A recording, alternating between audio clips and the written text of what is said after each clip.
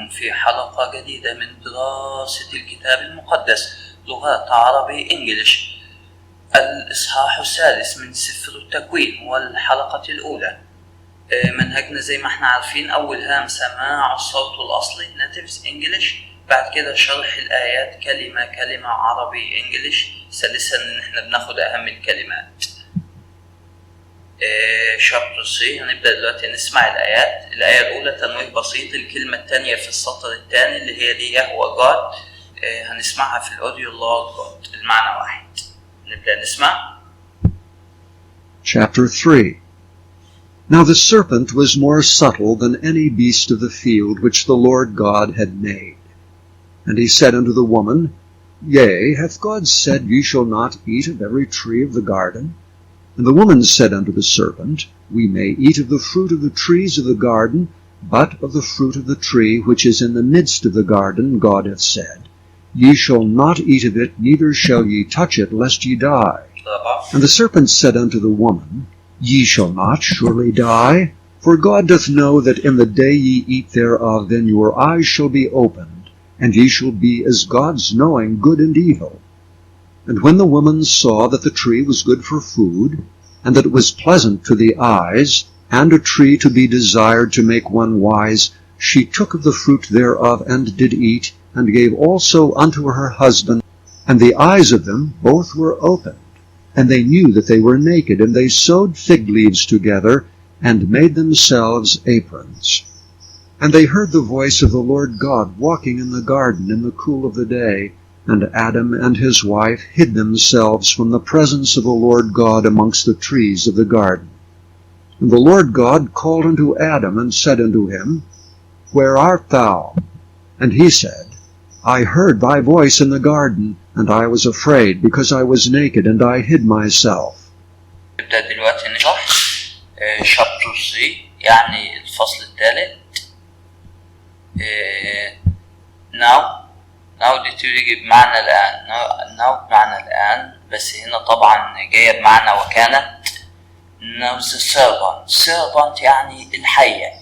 now the serpent وكانت الحية. was طبعا ماضي لأن هنا بتخلي now بمعنى كانت. now the serpent was more subtle than any beast of the field which Yahweh God had made. وكانت الحية أحيا الجميع الحيوانات اللي هي more subtle than any beast. more than هنا أسلوب compare مقارنة، هنا مقارنة وتفضيل. الحية more subtle than any beast. الحية أحيا جميع حيوانات. beast of the field ده خدناه من الإصحاح الأول، معناها أحيا جميع حيوانات البرية. يبقى beast of the field اللي هي دي معناها حيوانات البرية. field بتيجي بمعنى حقل أيضا. يبقى beast of the field which يهوى بتساوي lord. يهوى بتساوي ايه؟ بتساوي lord. بتساوي لورد معناها رب الإله. يهوى اللفظ عبري بس في الإنجليزية بيساوي لورد اللي هو الرب الإله. God had made يعني هنا ونقطة نهاية الآية الأولى، نهاية الجملة الأولى، الحدث الأول. and he said هي دي عايدة على serpent اللي هو الحية أو هي رمز طبعا لإبليس. and he said قالت to the woman للمرأة Has God really said, You shall not eat of any tree of the garden? يعني أحقا قال الله لا تأكل من شجر الجنة؟ Has God قدم هذا على God عشان يعمل صيغة سؤال. Has God really said أحقا قال الله، حقا قال الله said من فعل say يقول You shall not eat لا تأكل of any tree of the garden من كل شجر الجنة. هنا الآية الثانية بقى And the woman said وقالت المرأة. And the woman said وقالت المرأة to the serpent إلى الحية. خدنا من الآية الأولى of the fruit of the trees of the garden we may eat من of the fruit من ثمر of the tree الشجر of the garden الجنة من كل ثمر شجر الجنة we may eat نستطيع أن نأكل. but لكن الآية 3 of the fruit of the tree which is in the midst. ولكن من شجرة واحدة التي midst وسط. midst بمعنى وسط. of the garden التي في وسط الجنة. God has said. قال الله you shall not eat of it. لا تأكل منها. neither shall you touch it. ولا تلمسها. touch يلمس. touch it لا تلمسها. lest you die. حتى ايه؟ لا تموت. شوف اللي بعد كده.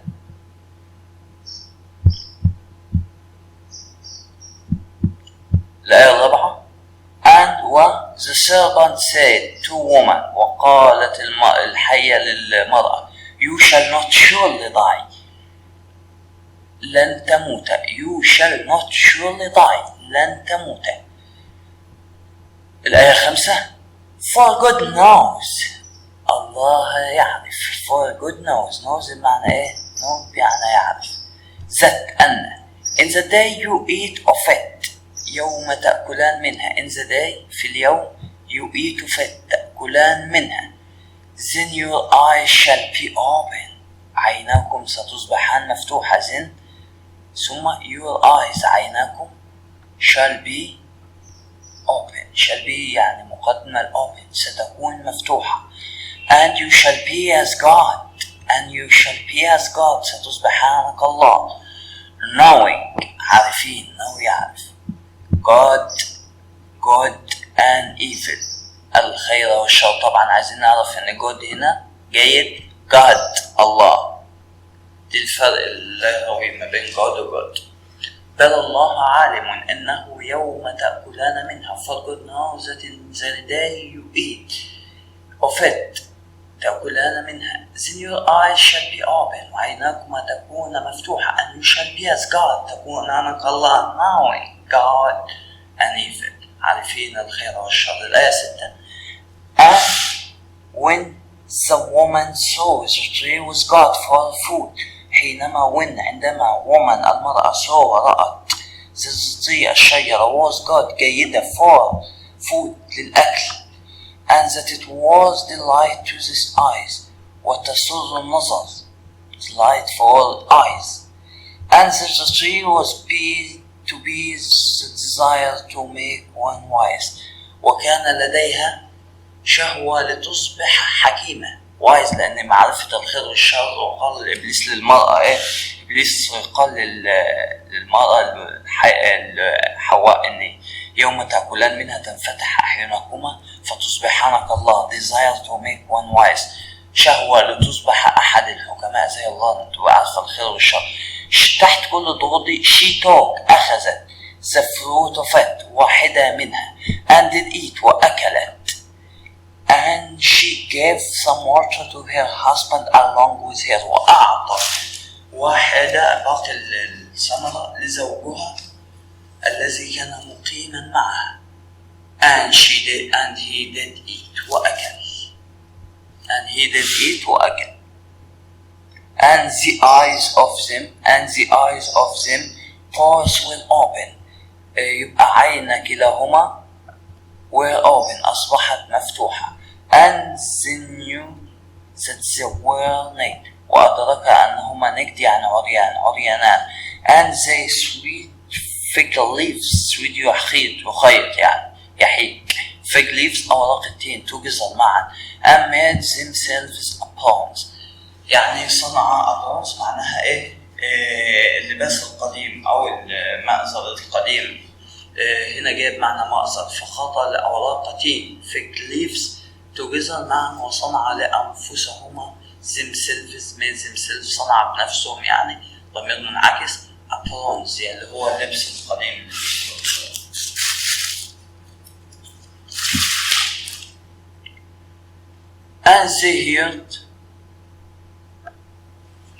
and they heard the voice of Yahweh God. وسمع صوت الرب الإله walking in the garden in the cool of the day. في يوم به ريح. cool of the day. in the cool of the day. and the man and his wife hid themselves from the presence of Yahweh.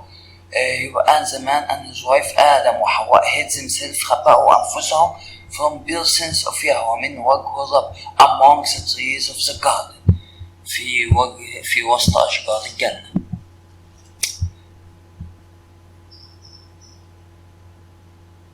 الآية 9 يهوه God called to the man ودعا called ندى يعني to the man إلى الرجل إلى آدم and said وقال له where are you أين أنت and he said الآية 10 وأجاب آدم I hear your voice سمعت صوتك in the garden في الجنة and I was afraid فأصبحت خائفا سمعت صوتك في الجنة فخشيت because I was naked لأني عريان and I hid myself فخبأت نفسي.